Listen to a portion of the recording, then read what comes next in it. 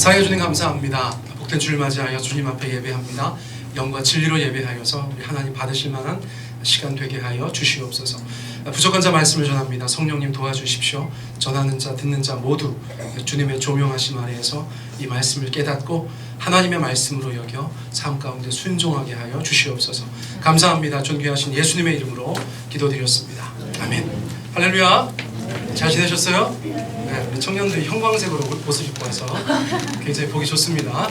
네, 빨간색만 어디 있으면 신호등 같은데. 네, 아이고 아쉽습니다. 빨간색이 없어요.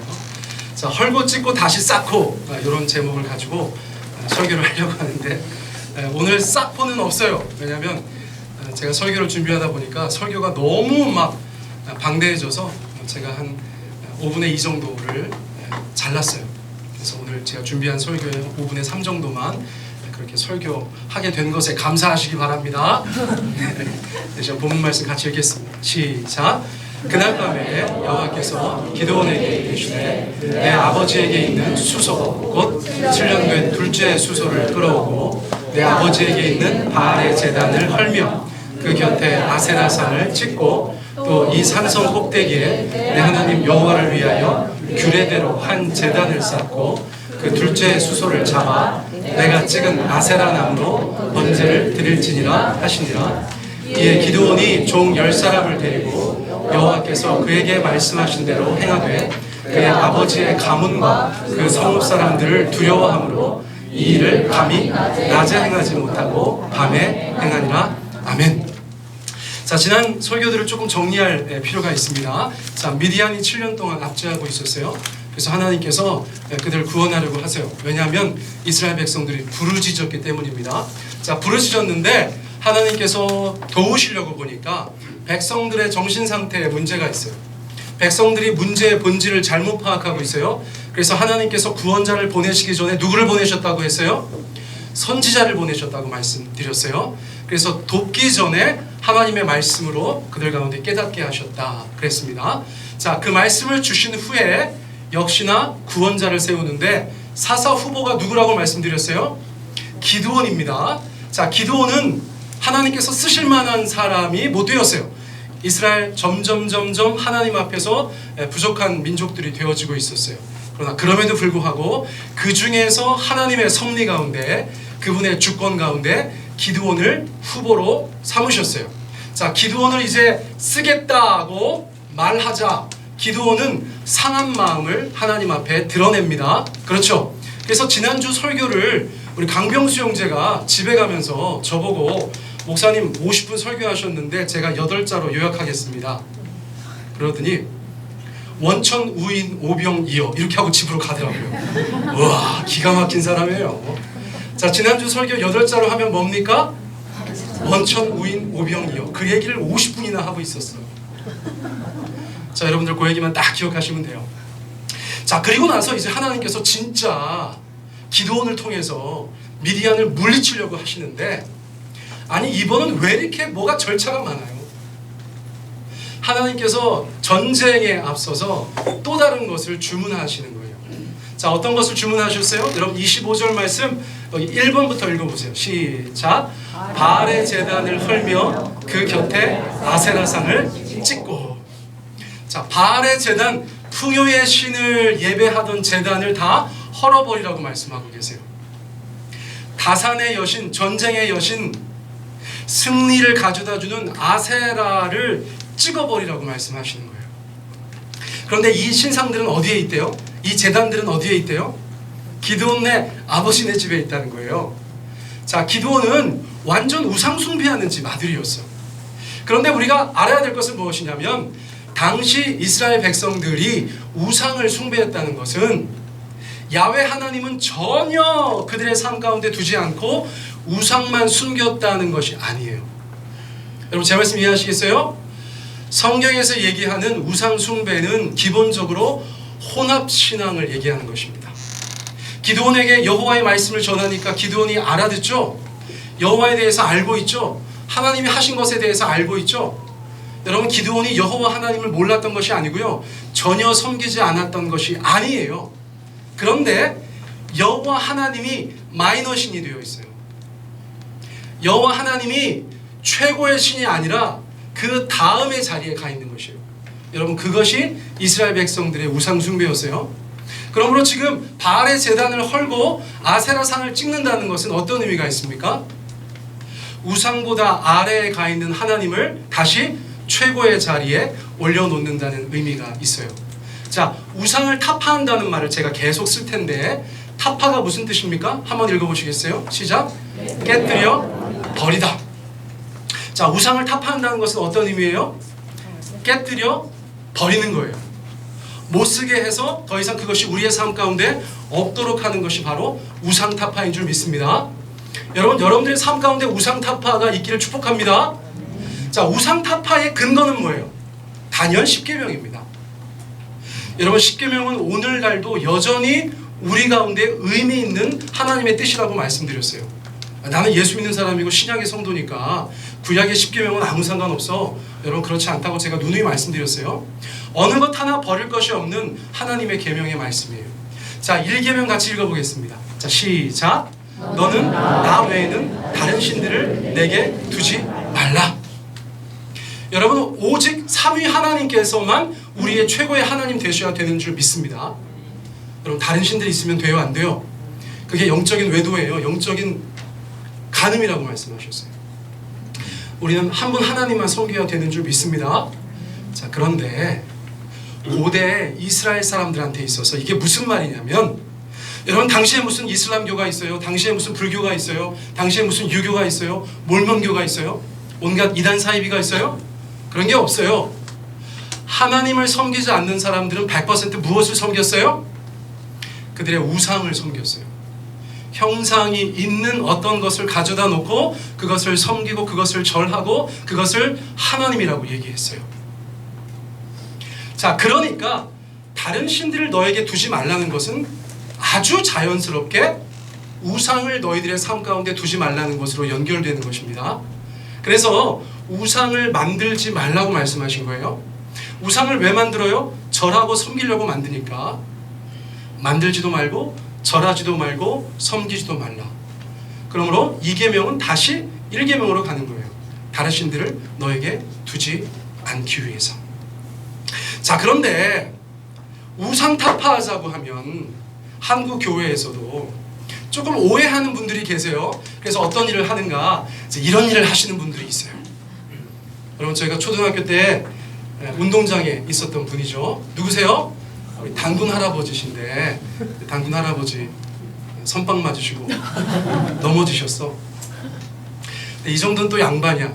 예전에 10년 넘게 전에 제주도에서 어떤 사람이 무슨 선원에 가서 우리 불상 머리 다 날렸어. 한두 개가 아니었어. 굉장히 사회적 이슈가 돼가지고 그래서 교회 다니는 사람들은 완전 테러리스트 됐던 그런 시절이 있어요. 여러분, 하나님께서 뭐라고 하셨어? 우상 타파하라고 하셨잖아요. 그렇죠? 다 일어납시다 우리. 나갑시다 우리. 응? 그래야 되는 거예요? 여러분, 뭘 오해한 걸까요? 누구의 우상을 부셔야 되는지를 크게 착각한 거예요. 여러분, 성경 말씀 잘 보세요. 다른 신을 두지 말아라, 우상을 만들지 말아라, 이걸 누구한테 말씀하셨어요? 여러분, 누구한테 말씀하셨어요? 하나님의 백성들한테 하신 말씀이죠. 지금 네가 나의 백성이 되고 나는 너의 하나님이 되는 거야. 이 거룩한 언약식인데 우리 가운데 최소한 지켜져야 될 것을 10가지를 얘기할 거야. 첫 번째, 다른 신을 두면 안 돼. 그것과 관련해서 두 번째, 다른 우상을 너한테 주지 마. 근데 자꾸 둬. 하나님께서 우상을 타파해라 이렇게 말씀하실 때 그 대상이 누구냐는 거예요. 이집트 사람들이에요? 암몬 사람들이에요? 아니라는 거예요. 여러분, 이스라엘에 있는 이스라엘 사람들이 섬기는 우상을 타파하라는 거예요. 괜히 막 기도하다가 막 감동받았다고 망치 들고 뛰어나가지 않기를 축복합니다. 여러분, 집안에 불상 있으시면 돼요, 안 돼요? 안 되죠. 여러분, 집안에 제 동상 세워놓으시면 돼요, 안 돼요? 안 되죠. 여러분, 우리 안에 그것이 있으면 안 돼요. 우리 안에.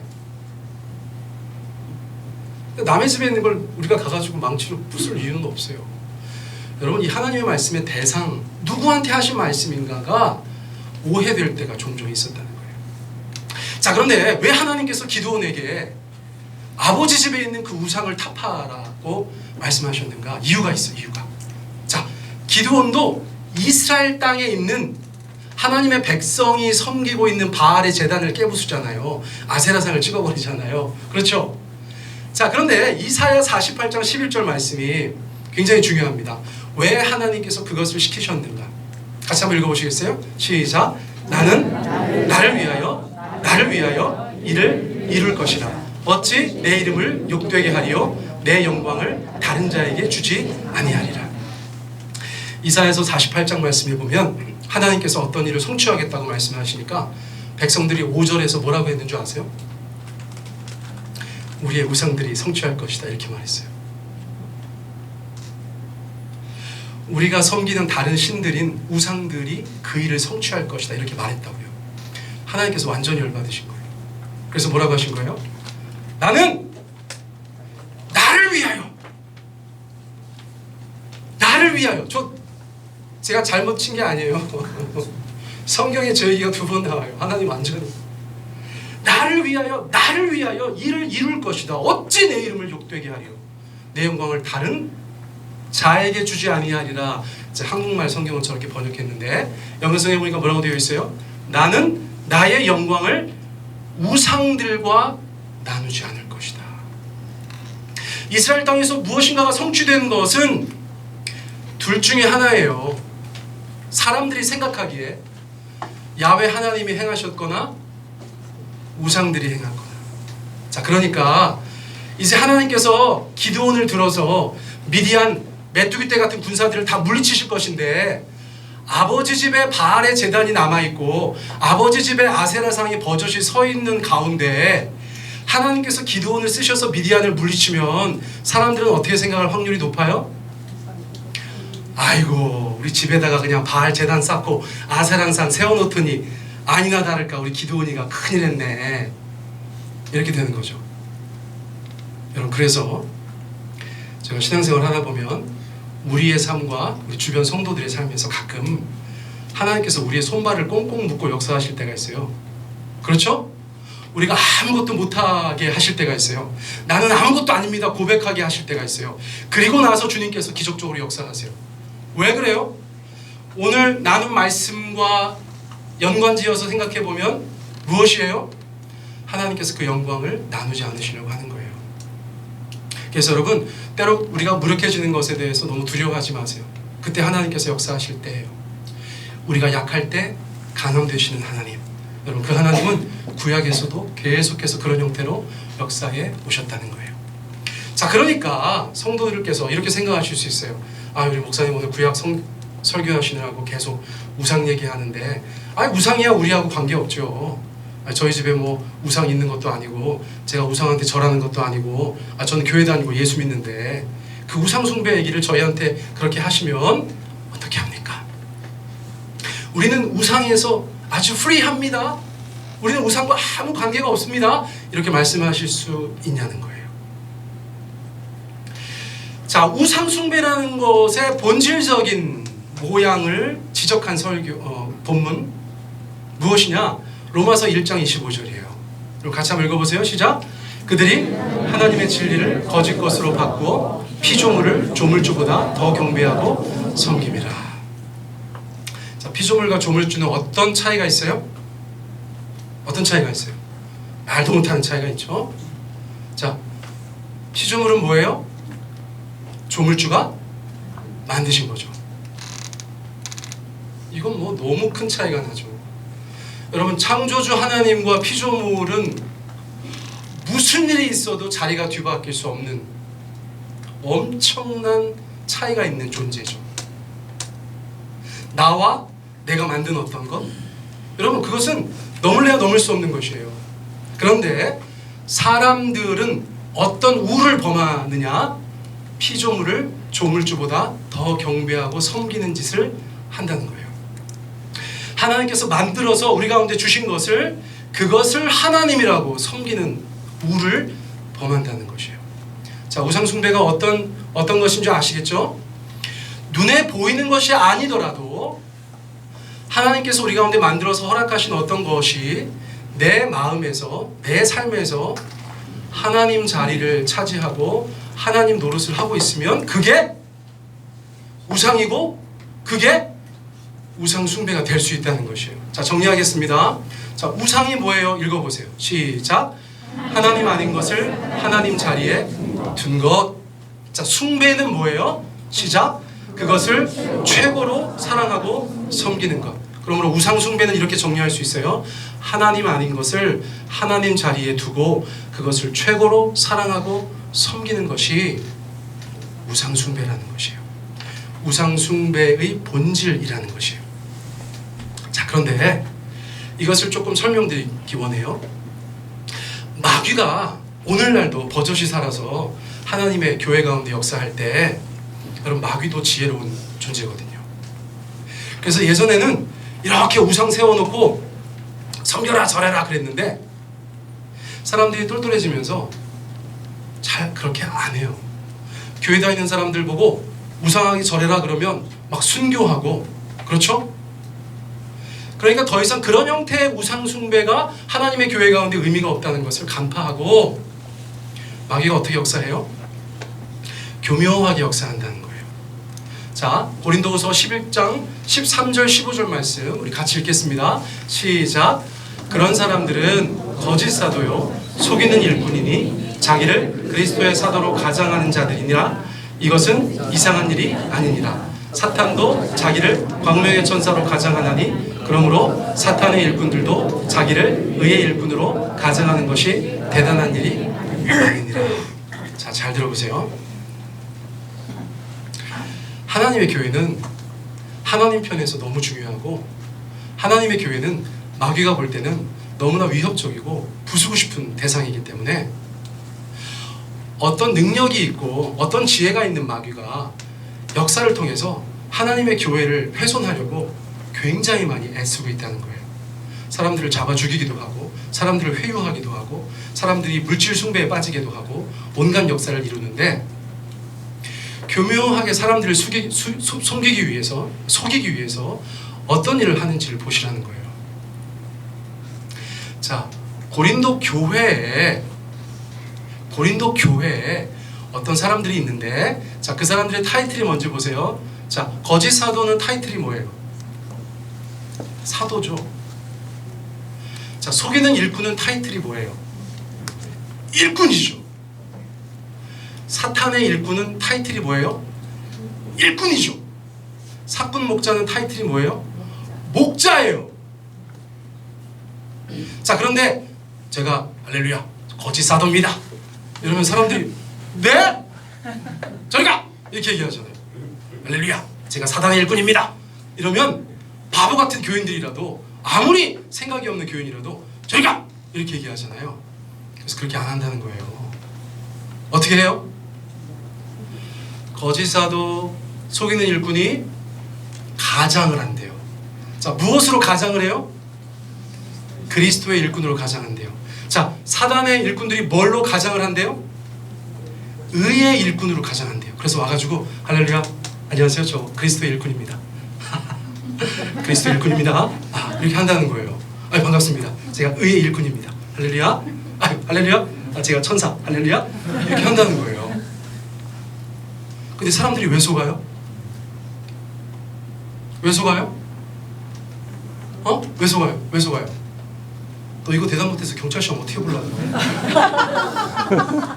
문제의 요지를 빨리 파악하고 답을 해야지. 왜 속아요? 왜 속아요? 가장하기 때문에. 빙고. 시험이 얼마 안 남았어요 지금. 여러분, 가장하니까요. 여러분, 우리가 분별력이 필요하겠죠? 여러분, 우리가 분별력이 필요하겠죠? 어떤 사람이 와서 가장하고 얘기하니까 우리를 속이려고 작정을 하고 달려드니까 우리가 분별력이 있어야겠죠? 여러분, 이게 가장인가 아닌가 보세요. 여러분 이게 가장이에요, 아니에요?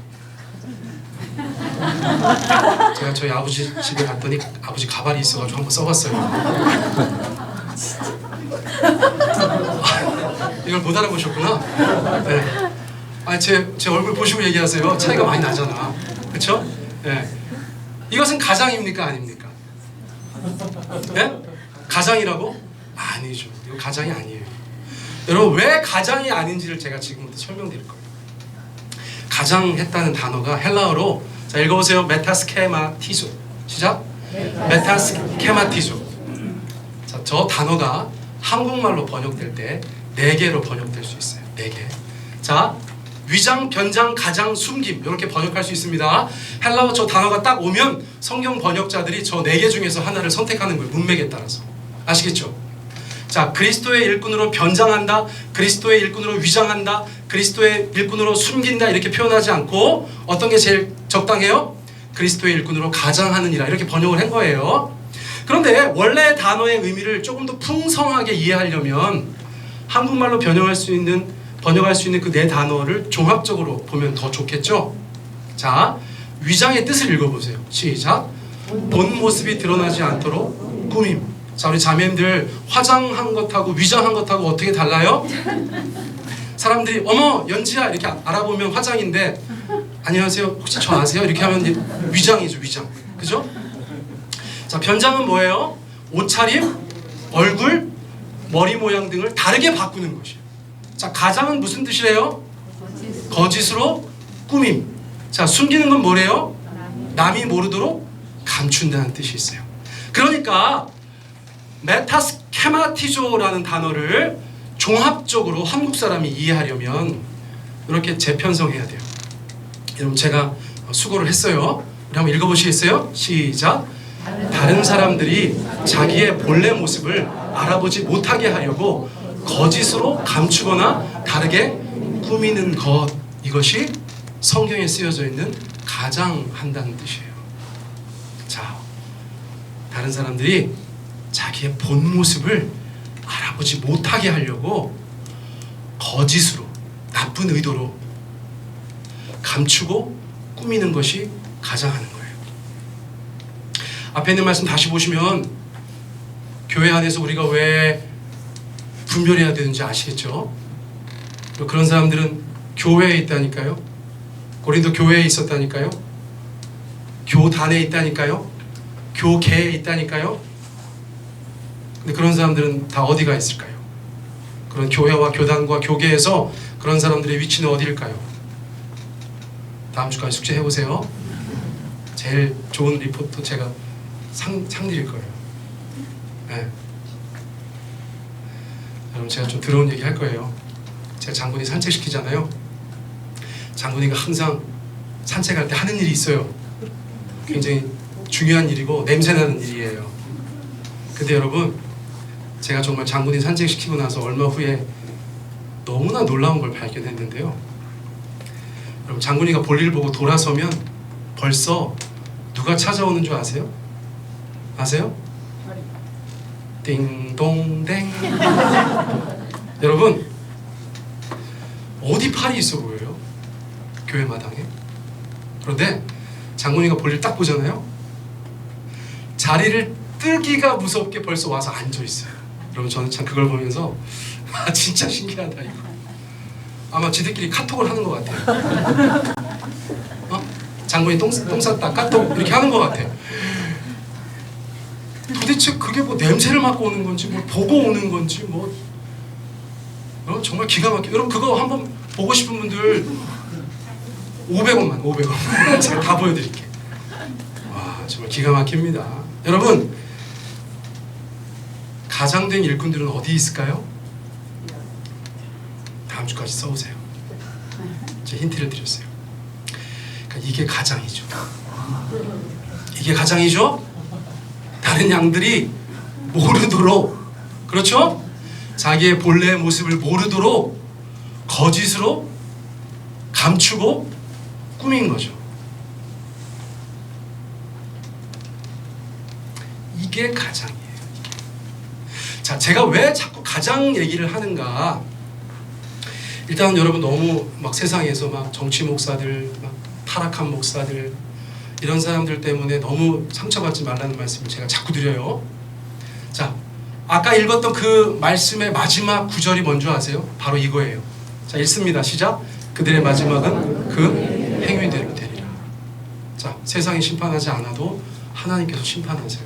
그 행위대로 심판하세요. 마귀 역사를 주님께서 멸하세요. 여러분, 그런 믿음을 가지고 우리가 나가야 돼요. 자, 가장 얘기를 한 이유가 그거예요, 여러분. 여러분, 마귀에게는 플랜 B가 있었다는 거예요. 누가 봐도 우상인 것에 대해서 사람들이 당연히 경계하고 거부하니까 그 우상의 형태를 어떻게 했다? 가장했다는 거예요. 가장했다. 교묘하게 우상의 형태를 바꾸었어요. 누가 봐도 경계하고 거절할 것을 포기하고 오늘날 하나님의 교회 안에 다른 형태의 가장된 우상들을 세워놓았다는 것입니다.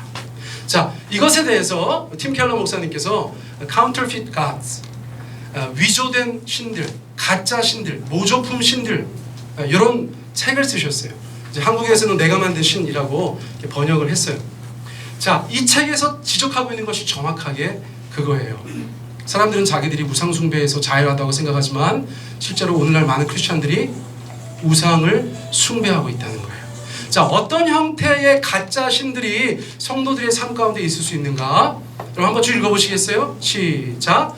평생 소원, 사랑, 돈, 성취, 권력, 문화와 종교. 6개 다 얘기하면 오늘 점심 못 먹겠죠? 제가 그 중에서 딱 2개만 얘기하려고 해요. 맛보기를 여러분들 가운데 보여드리는 거예요. 자, 평생의 소원과 돈. 지금 당장은 이해가 되지 않지만 왜 그런 게 우리한테 신의 자리를 대신할 수 있는가? 그런 것들이 왜 우리한테 하나님의 자리를 대신할 수 있다고 여기는가? 여러분, 제가 지금부터 설명드리는 것을 한번 잘 들어보세요. 아브라함이라는 사람이 있었는데 여러분들이 잘 아시는 것처럼 자기가 사랑하는 아내 사라와의 사이에서 자녀가 없었어요. 자녀가 없는 상태로 100세가 되었어요. 100세. 그런데 한 25년 전에 하나님께서 아들을 약속하셨어. 자, 그의 인생에 걸쳐서 적어도 젊은 날에 결혼하고 나서 수십 년이 지나는 그 모든 세월 동안 아브라함과 사라는 그 둘 사이에서 아들이 태어나기를 간절히 바랬을 거예요. 오늘날의 문화와도 비교할 수 없는 그 아들에 대한 엄청난 사랑과 집착이 있었던 시대거든요. 그런데 그 아들이 없어. 그것은 평생의 소원이라고도 얘기할 수 있어요. 그런데 하나님께서 결국 주셨어요? 안 주셨어요? 주셨어요. 100세 본 아들, 그의 이름이 바로 이삭이에요. 이삭. 그런데 하나님께서 어느 날 하나님의 너무나 사랑하시는 백성이었던 아브라함에게 이렇게 말씀하세요. 네 아들을 나한테 번제로 바쳐라. 여러분, 번제가 뭐예요? 재물을 각을 떠서 불살라서 제사 드리는 거예요. 여러분, 하나님께서 스스로 금하셨던 인신 제사를 사람을 제물로 드리는 행위를 아브라함에게 시키셨어요. 너무너무 이상하고 너무너무 이해할 수 없는 일이었죠. 그런데 아브라함이 놀라요, 안 놀라요? 여러분, 아브라함이 안 놀라요. 여러분, 더 놀랍죠? 아브라함이 왜 안 놀랐어요? 아브라함은 하나님의 의도를 어느 정도 파악한 것 같아요. 그래서 성경 어디에도 주저함이 없어요. 그냥 아들을 데리고 모리아산으로 갑니다. 모리아산에 가서 그 아들을 꽁꽁 묶어놓고 칼을 들어요. 그래서 하나님께서 어떻게 하셨어요? 막아서시죠? 다른 재물을 예비하셨죠? 여호와 일의 하나님이 되셨죠? 그리고 나서 아브라함에게 이렇게 말씀하시는 거예요. 자, 뭐라고 말씀하셨는지 읽어보세요. 시작. 네가 네 아들 네 독자까지도 내게 아끼지 아니하였으니 내가 이제야 내가 하나님을 경외하는 줄을 아노라. 이렇게 말씀하셨다는 거예요. 자, 여러분, 이 말씀이 어떤 뉘앙스를 가지고 있어요? 어떤 뉘앙스를 가지고 있어요? 아브라함이 얼마나 섭섭했겠어. 자기가 어쨌거나 하나님께서 부르셨던 그때부터 지금까지 얼마나 하나님을 신실하게 따라다녔는데 하나님께서 이제야 알겠다고 하셨어요. 이제야 알겠다고. 자, 하나님은 적어도 아브라함이 이삭을 가질 후에 아브라함의 마음속에 하나님의 자리가 흔들렸다고 보시는 거예요. 자, 무슨 말씀인지 아시겠죠? 자식들 사랑하지 말라는 얘기가 아니잖아요. 자식들 다 각들하는 얘기가 아니잖아요. 네 마음에서, 아브라함, 네 마음에서 내가 가장 높은 자리에 있었는데 어느 날 내가 너를 보니 너의 마음에 가장 중요한 자리에 이삭이 있어. 그런데 너 잘 생각해야 돼. 이삭은 네가 100세 때 아무런 확률도 없고 소망도 없고 되지도 않았을 그때 내가 준 아들이야. 내가 준 아들. 나는 종을 주고 이삭은 피조물 같은 것이죠. 그런데 이 아들이 너무나 귀하기 때문에 아브라함의 마음속에서 본인도 잘 몰랐을 수 있는데 교묘하게 하나님의 자리에 올라가는 거예요. 교묘하게 하나님의 자리에 올라가는 거예요. 저리 가라고 하면 또 교묘하게 올라오는 거예요. 누가 그것을 보셨어요? 하나님께서 그것을 보셨어요. 사랑하는 성도 여러분, 평생의 소원이라고 적어놨지만 사실 이것은 여러분들께서 누구를 가장 사랑하느냐의 문제예요. 여러분들께서 무엇을 가장 사랑하느냐의 문제예요. 자식 사랑하지 말라는 게 아니에요. 일을 사랑하지 말라는 게 아니에요. 여러분들의 삶의 성취를 사랑하지 말라는 것이 아니에요. 여러분들이 지금 여러분들이 사랑해야 될 것들을 마땅히 사랑하시는 것이 그리스도인의 삶이에요. 그런데 그 사랑이 하나님의 사랑과 비등하다거나 하나님을 사랑하는 것을 넘어서는 것에 대해서는 하나님께서 우리를 다루세요. 여러분, 우리를 다루세요. 여러분, 세상에 사랑할 것들이 많죠? 여러분, 사랑하시기를 축복합니다.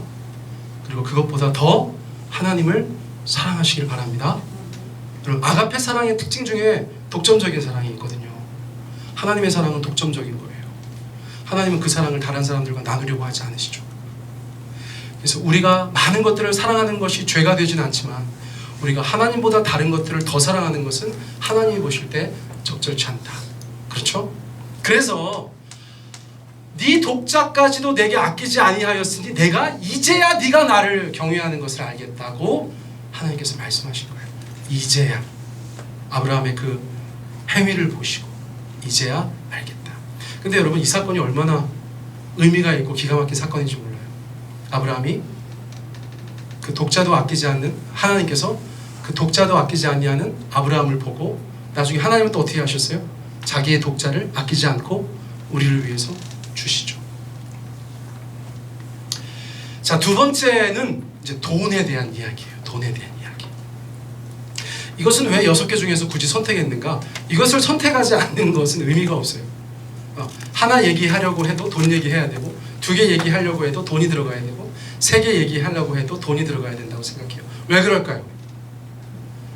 오늘날 우리가 이 자본주의 시대, 특별히 천민 자본주의 시대를 살아가면서 돈에서 자유로운 사람들이 없고, 적어도 여러분들은 아니라고 하실지 몰라도 세상은 돈을 섬기고 있어요. 그렇죠? 그래서 하나님의 교회가 그 세속화의 물결 속에서 이 돈에서 자유롭지 못한 모습들을 많이 보이고 있기 때문에 우리는 이 시대의 돈에 대해서 얘기를 좀 해야 되는 거예요. 자, 삭개오라는 인물이 있었죠. 삭개오의 삶을 통해서 우리가 좀 살펴보기 원하는데, 먼저 마태복음 6장 24절 말씀을 좀 읽어보겠습니다. 자, 같이 읽습니다. 시작. 한 사람이 두 주인을 섬기지 못할 것이니 너희가 하나님과 재물을 겸하여 섬기지 못하느니라. 자, 이제 여름이 되니까 다들 조금씩 밤에 잠을 설치시는 것 같아요. 저도 어젯밤에 좀 잠을 잘 못 잤어요. 그래서 오늘 교회 오다가 저희 아내한테 얘기했어요. 여보, 나 이제 토요일날에 교회에서 자야 될까봐. 여기는 정말 조용하거든요. 근데 저희 아파트는 조금 시끄럽고 차 소리도 좀 나고. 여러분, 토요일 밤에 잘 주무시기 바랍니다. 아멘. 일찍 주무시기 바랍니다. 아멘. 이정재 나오는 보좌관 안 보시기 바랍니다. 아무튼 배우들은 다 마귀야. 우리 성도들이 잠을 못 자게 해. 자, 보세요. 이 말씀이, 이건 다 들으셔야 돼. 우리 청년들도 들어야 돼. 앞으로 이게 얼마나 중요한지 몰라. 예수님께서 굉장히 선언적으로 말씀하셨다는 거예요. 여지를 두지 않으셨다는 거예요. 뭐라고 말씀하셨어요? 한 사람이 두 주인을 섬기지 못한다. 이렇게 말씀하셨어요. 한 사람이 두 주인을 섬길 수 있을걸? 이렇게 얘기하신 게 아니라 한 사람이 두 주인을 섬기지 못한다. 이렇게 말씀하셨어요. 선언적으로. 아주 단호하게. 그런데 그 두 주인의 정체가 뭐예요? 하나님과 재물, 이렇게 얘기했어요. 근데 재물이라고 번역한 단어는 헬라어가 맘모니아라는 단어예요. 맘모니아. 맘모니아라는 헬라어 단어에서 영어 맘몬이 나왔어요. 맘몬은 뭐냐? 예를 들어서 물질 숭배, 황금 만능 이런 것을 맘모니즘이라고 해요. 맘모니즘, 영어로. 다시 말해서 하나님과 재물이라고 했지만 원래는 하나님과 맘몬이라고 표현되어져 있어요. 원어 성경에는. 그런데 그 맘몬이 뭐냐? 제가 쉽게 말씀드릴게요. 의미는 정확해요. 돈신이에요. 돈신. 따라해보세요. 돈신. 돈신이 돼지신이 아니고 돈의 신. 자, 이렇게 다시 한번 정리합니다. 예수님께서 선언적으로 말씀하셨어요. 네가 하나님하고 돈은 같이 섬기지 못한다. 이렇게 말씀하셨다는 거예요. 우리가 인정하든 인정하지 않든 저것은 하나님의 진리의 말씀이에요. 자, 그런데 삭개오가 어떤 사람인가? 누가복음 19장 말씀 보니까 우리 같이 읽어볼까요? 시작. 예수께서 여리고로 들어가 지나가시더라. 삭개오라 이름하는 자가 있으니 세리장이요 또한 부자라 그랬어요. 자, 삭개오는 신체적으로는 굉장히 키가 작았다고 이야기하고 있어요. 근데 그것보다 먼저 소개되는 것은 뭐냐면 그의 직업이에요. 첫째는 세리장, 그렇죠? 또 하나는 그의 경제적인 상태인데 뭐래요? 부자래요. 근데 당시 이스라엘은 어떤 정치적인 상황 아래 놓여 있었어요? 로마의 식민지였어요. 로마 제국의 식민지. 그런데 누군가에게 식민지가 되었는데 자국민이 부자라는 것은 무슨 의미일까요? 여러분, 우리나라가 일제시대 때 끝까지 부자였던 사람들은 누구예요? 친일파들이죠. 그럼 로마 시대에 끝까지 부자였던 사람들은 누굴까요? 친로마인들이에요. 더군다나 세리는 당시에 이렇게 사업을 하는 거예요. 로마의 관리를 만나서 내가 여리고에서, 삭개오는 여리고 세리장이니까 내가 여리고에서 당신한테 예를 들어서 1년에 5천억을 걷어드리겠다. 로마에 바치겠다. 그러면 여러 세리들이 다 이렇게 입찰하는 거예요. 뭐라고 하죠? 맞죠? 입찰인가? 다들 어디 가셨어요? 맞아요? 입찰이죠? 주무시나 보려고 하는 거예요. 자, 그래가지고 그 중에서 로마가 제일 많이 준다는 사람을 선택하겠죠? 그렇죠? 삭개오가 여기 세리장이라는 건 무슨 뜻이에요? 그 동네 세리들 중에서 자기가 제일 많이 걷겠다고 했다는 거죠. 로마가 그 사람을 세운 거예요. 그리고 나서 로마는 뭘 해요? 네가 거기에 플러스 알파 얼마를 더 걷든 우리는 상관하지 않겠다고 하는 거예요. 그럼 삭개오는 어떻게 부자가 된 사람이에요? 그 어떤 세리보다 악독하게 돈을 백성들한테 뜯어다가 로마에 바치고 나서 자기가 부자가 되려고 수단과 방법을 가리지 않고 사람들의 그 피 같은 돈을 다 가져간 사람이에요. 삭개오는 맘몬 숭배자예요. 본인의 열등감을 감추기 위해서 돈으로 그 모든 것을 대신했어요. 자, 그런데 이 말씀 읽어보세요. 시작. 삭개오가 주께 여짜오되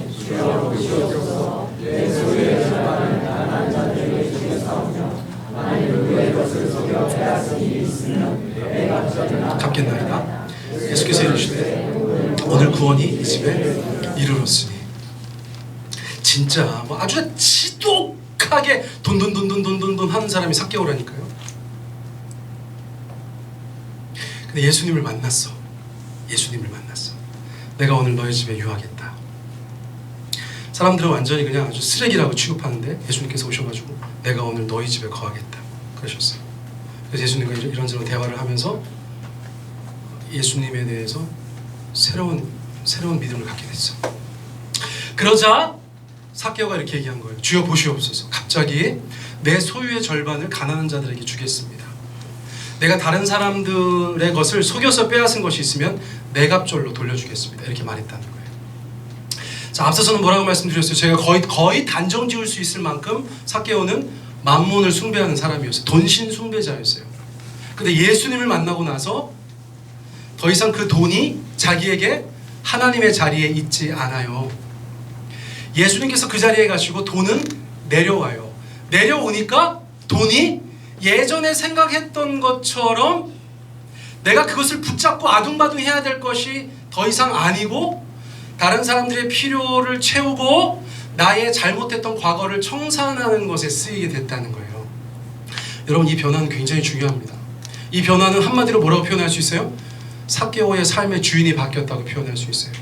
과거에는 돈이었는데 이제는 예수님이 되셨어요. 그래서 그 변화에 대해서 예수님께서 이렇게 표현하신 거예요. 오늘 구원이 이 집에 이르렀다. 이렇게 표현하신 거예요. 오늘 구원이 이 집에 이르렀다.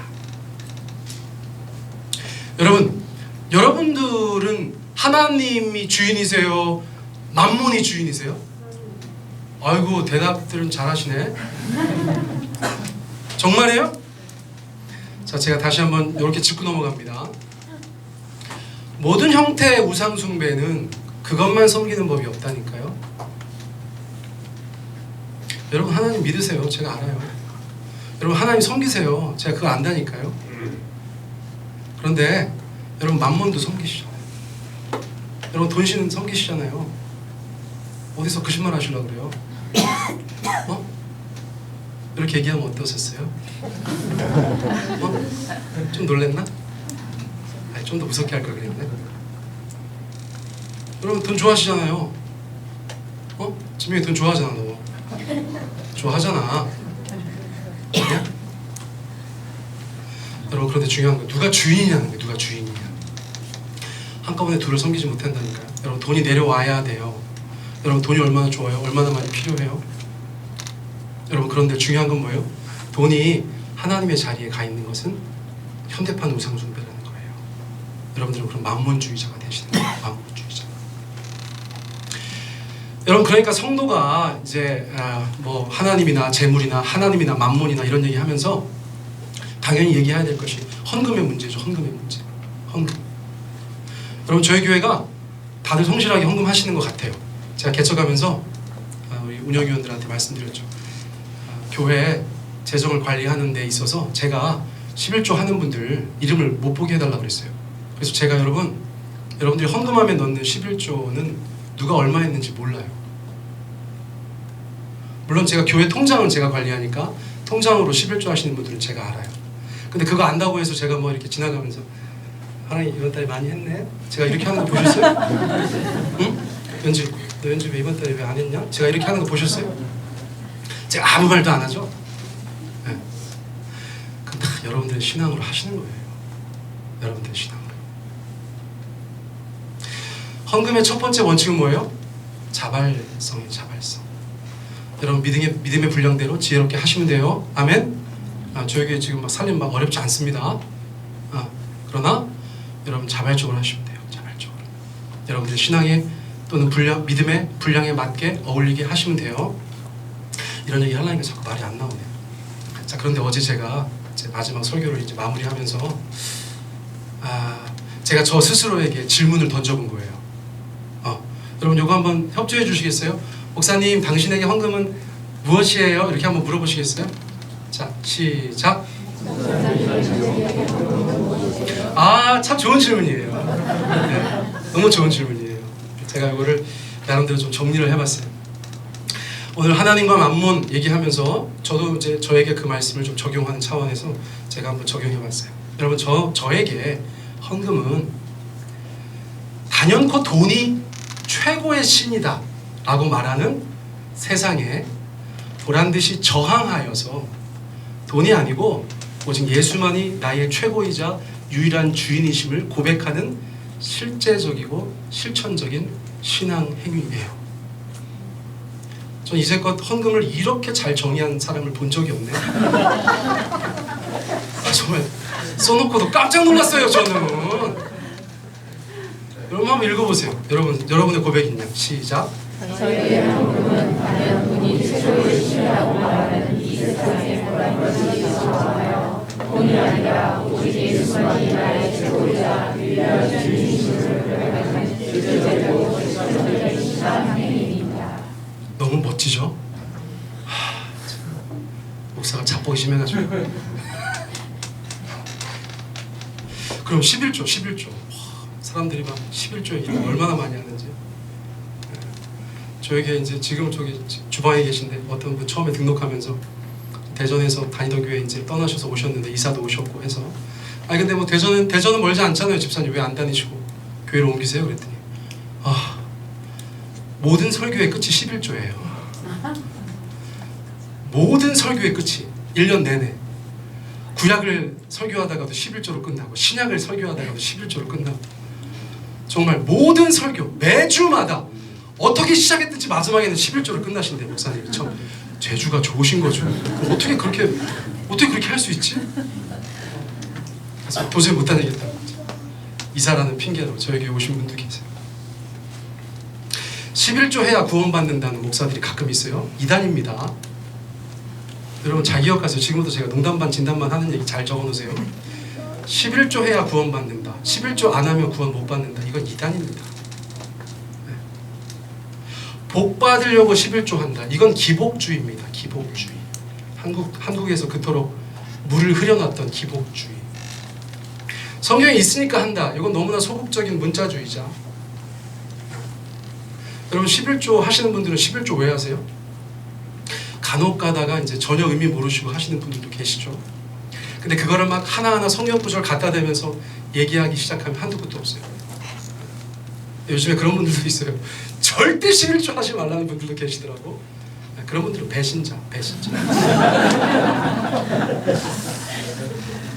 자, 먼저 여러분 11조의 현실적인 의미를 제가 좀 여러분들에게 말씀드릴게요. 이게 저희 교회 작년 헌금 내역이에요. 작년. 자, 제가 말을 하진 않겠습니다. 여러분 눈으로 보시면 돼요. 예? 자, 작년에 저희가 요만큼 이제 여러분들이 헌금해 주셨어요. 그렇죠? 제가 이만큼 썼어요. 이렇게 쓰기도 힘들어. 사실은 그렇게 비슷하게 쓰기도.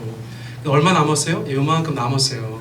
그래서 저희가 요 중에서 11조가 얼마인가를 계산해 봤더니 몇 퍼센트예요? 60.8%. 세종배단교회 작년 헌금한 거 다 조사해 보니까 헌금 전체의 60.8%, 61%가 11조 헌금이라는 거예요. 자, 만약에 여러분들이나 저와 여러분들이 11조를 안 하면 여러분 작년 예산이 마이너스 6,758만 1,626원이라는 거예요. 저희가 되게 현실적인 얘기를 드리는 거예요. 현실적인 얘기를. 11조 해야 된다, 말아야 된다 하는 분들한테 제가 이런 말씀을 드리고 싶어요. 이건 제가 개발해낸 설명법이에요. 여러분 지금 나라 찾겠다고 독립운동하는 사람들이 만주에서 피 흘리면서 뛰어다니고 있어요. 근데 지금 한반도에서 그 독립자금 되는 사람들이 있어야 돼요, 없어야 돼요? 당연히 있어야 되죠. 근데 독립자금을 내려고 하는데 옆에서 어떤 사람이 내라 마라 얘기해요. 내라 마라.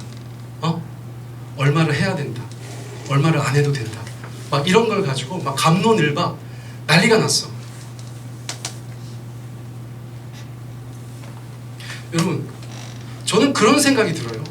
지금 하나님의 나라의 운동을 하는 거예요, 우리가 사실은. 하나님의 나라가 이 땅 가운데 확장되는 것을 위해서 서로 애쓰고 힘쓰자고 하는 거예요. 그런데 조금도 그 돈이 우리에게 하나님의 자리를 대신하지 않는 그냥 물질로서, 우리의 수단과 도구로서 우리 가운데 주어져 있어요. 근데 하나님의 나라의 확장을 위해서, 하나님의 교회의 부흥을 위해서, 가난한 자들을 위한 구제의 돈으로서 그 돈이 쓰여지는 것은 너무 감사한 일이죠. 너무 다행스러운 일이에요. 그런데 내가 얼마를 하면 될까요? 여러분, 그것은 여러분 각자가 알아서 하시는 거예요. 여러분, 그러기 위해서는 선행되어야 될 게 있어요. 교회가 재정이 투명하고 그 재정 사용이 건전해야 되는 거예요. 왜 그렇게 11조 가지고 말이 많아요? 여러분, 어떤 사람들이 투명하지 않고 건전하지 않게 교회 운영을 한 거예요. 그래서 어떤 교회는 비자금이 800억이고요. 어떤 사람들은 그거 다 교회에서 횡령하고요. 엉뚱한 데 쓰고요. 자기 이름 내는 데 쓰고요. 여러분, 그런 11조 같이 아까운 게 어디 있어요? 세상 천지에. 그런데 여러분 저희 교회 아시죠? 저희 교회 재정 투명성은 전국 1위예요. 여러분 제가 자신 있게 얘기할 수 있어요. 자신 있게. 자신 있게. 왜요? 다 볼 수 있거든요. 다. 영수증이 첨부 안 된 게 가끔 어떤 집사님들이 영수증 안 주는 거 빼고는 다 있어. 재정 건전성은요. 그 사용함에 있어서의 균형은요. 그거는 최선을 다하고 있어요. 이게 무슨 말이냐면 제가 이제 조 권사님이 여기 저희가 우산 꽂이로 쓰던 화분을 가지고 올라가셨어요. 원래 당신 거니까 당연히 가지고 올라가셔도 되는데 제가 우산 꽂이 사다 놓은 거 보셨어요? 인터넷으로 샀거든요. 망했어. 인터넷에서 그런 그림이 아니었거든요. 근데 물건이 저딴 게 왔어요. 그런 것 때문에 제가 좀 가끔씩 죄송한 게 있는 거죠. 그것도 한 38,400원인가. 근데 그 돈을 제가 쓰면서 잘 쓰려고 했는데 이 나쁜 놈들 때문에 이상한 우산꽂이가 와가지고 정말 너무 속상해. 너무 속상해. 가끔씩 막 저희가 막 20kg에 한 48,000원짜리 이런 쌀 먹는데 가끔 막 아침에 와보니까 쌀 떨어지는 날이 1년에 한두 번 있거든요. 그래서 어떤 형제한테 전화해가지고 급히 사오라고 하면 막 10kg에 4만원짜리 사오고 그런 날이 있어요.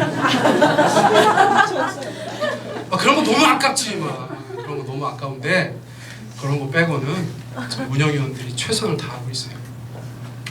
여러분 하나님의 나라를 위한 여러분들의 헌신을 하나님이 아세요. 하나님께서 그 나라를 위한 우리의 사랑의 마음 그렇게 좀 말씀드리고 싶어요. 시간이 좀 지나서요. 여러분 가짜 신들 아까 제가 말씀드린 게 그런 형태로 우리 안에 다 자리 잡을 수 있다는 거예요. 그런 형태로 우리 안에 다 자리 잡을 수 있다는 거예요. 자, 그런데 여러분 너무 궁금하시잖아요. 너무 교묘하게 숨겨져 있으니까 어떤 게 우리 우상으로 내 안에 자리 잡고 있는지 모르잖아요. 근데 이제 팀켈러 목사님께서 팁을 주셨는데 요 4가지 팁을 주셨어요. 제가 어느 정도 저게 작동되는지는 제가 의심 여지가 좀 있지만 지금 소개해드리려고 해요. 자, 첫째는 뭐냐면 읽어보세요. 시작. 마음과 생각을 점검하라. 마음과 생각을 점검하라. 안즈나 서나 내가 생각하는 것이 무엇인가? 그것이 가짜 신일 확률이 높다는 거예요. 그것이 가짜 신일 확률이 높다는 거예요. 하나님에 대한 생각이나 하나님에 대한 마음 씀씀이는 어느 순간에 사라져버리고 내 마음을 완전히 사로잡은 어떤 것, 여러분 그것이 가짜 신일 수 있다는 거예요. 자, 두 번째 읽어보세요. 시작. 돈의 씀씀이를 살펴보라. 여러분들 카드 명세서는 여러분들의 신앙과 생활을 정확하게 반영하고 있다는 거예요. 자, 세 번째 읽어보세요. 시작. 기도 응답에 대한 당신의 태도를 살펴보라. 자, 예를 들어서 어떤 선교사님이 하시는 얘기를 제가 책에서 읽었던 것 같은데 어떤 동남아에 있는 어떤 할머니가 막 우상한테 절하고 있었어요. 기도하고 있었어요. 그 선교사님이 그걸 보고 지나갔다가 볼일 마치고 돌아오는데 그 할머니가 막 우상을 막 때리고 있었대요. 너무 신기하잖아요. 그래서 물어본 거예요. 할머니는 왜 아까 우상한테 기도하다가 지금 때리고 있습니까? 그랬더니 그 현지인 할머니가 뭐라고 했다는 거예요? 얘가 내 말을 안 듣는다고 그랬다는 거예요. 내가 기도했는데 응답을 안 해줬다는 거죠. 그러니까 맴매해야 된다는 거죠. 자, 지금 보세요. 누가 더 높아요? 누가 더 높아요? 누가 더 높아요? 누가 더 강해요? 할머니가 더 강하고 높은 거예요. 자, 이게 무슨 말이냐면 여러분들 기도하고 나서 기도 응답 안 될 때 막 손 거의 올라가는 사람이 있지 막 하나님 앞에 거의 막 맴매하려고 하는 사람들이 있어요. 하나님 이게 지금 뭐 내가 그동안 말이 내가 지금 주방봉사를 몇 번 했는데 지금 이런 것도 안 들어주시고 말이지 말이야. 그게 뭐예요? 누가 더 높은 거예요? 할머니. 누가 더 강한 거예요? 이 할머니라는 거예요. 그래서 기도 응답에 대한 우리의 태도를 가만히 살펴보면 내가 하나님인지 하나님이 하나님인지가 드러난다는 거죠. 의미가 있어요. 그런 면에서는. 자, 네 번째 읽어보세요. 시작. 가장 통제하기 힘든 감정을 분별하라. 이게 무슨 말인가? 저도 처음에 이게 무슨 말인지 몰라가지고 좀 제가 고민을 했는데 이런 거예요. 얘기를 들어보니까 남들이 볼 때 그럴 일이 아닌데 어떤 사람이 완전히 폭발하는 거 보셨죠? 어떤 사람이 볼 때 그렇게까지 힘든 일이 아닌데 막 거의 막 죽어 있어 이 사람은. 그래서 그런 경우에 그 사람의 감정을 이렇게 당기다 보면 그 마지막에 뭐가 나온다는 거예요? 그 사람이 섬기는 게 나온다는 거예요. 저것도 일리가 있어요. 그게 그럴 게 아닌데 왜 그러는가를 보니까 그거에 대한 나의 마음의 비중이 비정상적으로 큰 거죠. 비정상적으로. 그러니까 남들이 볼 때는 이제 뭐 그런 거 가지고도 왜 그래? 여기서 난리가 나는 거예요. 제 주변에도 그런 분들 좀 있는 것 같기도 해. 우리 교회는 없고 주변에. 네. 자, 그런 것들이에요. 자, 그러면 요거를 여러분 잘 기억해 놓으시고 오늘부터 한번 숙제를 해보시는 거예요. 여러분들이 하나님인지 다른 우상이 하나님인지 아니면 하나님이 하나님이신지를 여러분 잘 분별해서 타파하시기 바래요. 자, 마지막 소개 구절입니다. 고린도후서 6장 16절 같이 읽습니다. 시작. 하나님의 성전과 우상이 어찌 일치가 되리요? 우리는 살아계신 하나님의 성전이라. 이와 같이 하나님께서 이르시되 내가 그들 가운데 거하며 두루 행하여 나는 그들의 하나님이 되고 그들은 나의 백성이 되리라. 하나님의 꿈이라고 할까요? 하나님의 소원이라고 할까요? 여러분, 그분은 우리 안에 들어오셔서 우리 안에 거하시고 우리 안에 행하시면서 우리의 하나님 되시는 것을 간절히 원하는 분이세요. 그런데 우리 안에 노골적으로 또는 아주 교묘하게든지 다른 가짜 신들이 하나님의 자리를 대신하고 있을 때 하나님께서 우리의 삶 가운데 하나님 되지 못하시고 그렇게 역사하시지 못한다는 것이죠. 여러분, 왜 주님께서 기드온에게 우상타파를 먼저 말씀하셨는지 이제 아시겠죠?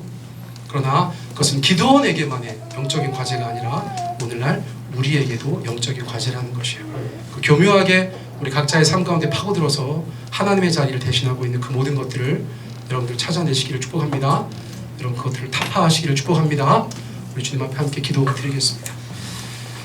이 시간 기도하실 때 여러분 한번 주님 앞에 여쭤보시기 원해요. 내가 하나님을 섬기는 것에 대해서 하나님 어떻게 생각하고 계시는지, 또 내 안에 가짜 신들, 내 안에 다른 우상들은 없는지 여러분 자신을 살피시고 또 하나님께 여쭤보는 그런 시간 되기를 원합니다. 또 설교 들으시면서 이런저런 마음에 감동이 있으셨던 것, 깨달음이 있으셨던 것들 붙잡고 같이 한번 통성으로 기도하는 시간 갖겠습니다. 같이 기도하겠습니다. 사랑해 주님 감사합니다. 오늘